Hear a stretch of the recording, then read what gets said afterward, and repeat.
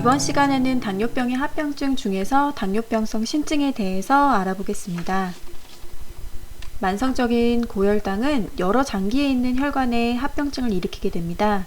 대혈관 합병증으로는 뇌, 심장, 발의 합병증을 유발하고 미세혈관 합병증으로는 눈, 콩팥, 신경, 성기능에 손상을 일으키게 된다고 했습니다.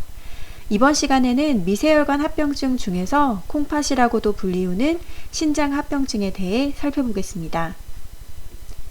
신장은 혈액 속의 노폐물을 배설시키고 수분과 전해질 균형을 조절하며 혈압을 조절하는 기능을 담당합니다.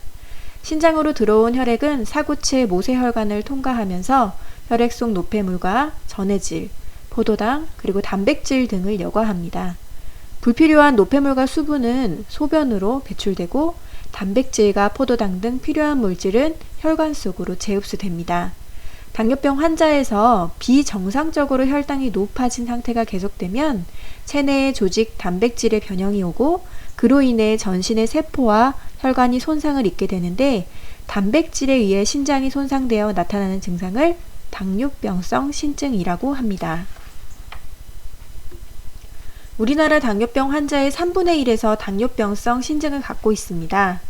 당뇨병 환자에서 알부민뇨의 유병률은 27.3%, 만성 콩팥병의 유병률은 10%였습니다. 당뇨병은 우리나라에서 투석을 하게 되는 가장 흔한 원인 질환입니다. 2015년도 자료에 의하면 말기 신부전 환자의 38.8%가 당뇨병 환자입니다. 건강한 신장의 기능에는 상당한 여유가 있어서 신장이 상당한 손상을 입기 전까지는 이상 증상이 나타나질 않습니다. 하지만 당뇨병 발병 후 15년 정도가 되면 신장에 이상이 생길 수 있습니다. 당뇨병성 신증이 나타나면 사구체의 기능 이상 등에 의해 소변으로 단백질이 빠져나오기 때문에 단백질의 일종인 알부민이 소변 검사를 통해 비정상적으로 배설되고 있는지 여부를 확인해야 합니다. 당뇨병성 신증의 초기에는 하루 30mg 이상의 미세한 양의 알부민이 소변으로 배출되는데 이것을 미세 알부민뇨증이라고 합니다. 알부민뇨를 통해 당뇨병성 신증을 진단할 수 있습니다. 지속적인 알부민뇨는 제2형 당뇨병에서 심혈관 질환의 위험도를 나타내는 지표이기도 하죠. 일시적으로 염증이나 24시간 이내에 운동을 했거나 발열, 탈수, 심한 고혈당이나 고혈압으로 인해서도 알부민뇨는 발생할 수도 있습니다. 하지만 지속적인 알부민뇨, 즉 하루에 300mg 이상의 알부민이 소변으로 빠져나오는 상태를 현성 단백뇨라고 하는데 이 단계에서 더 진행하면 실제로 신장 기능이 감소하기 시작합니다.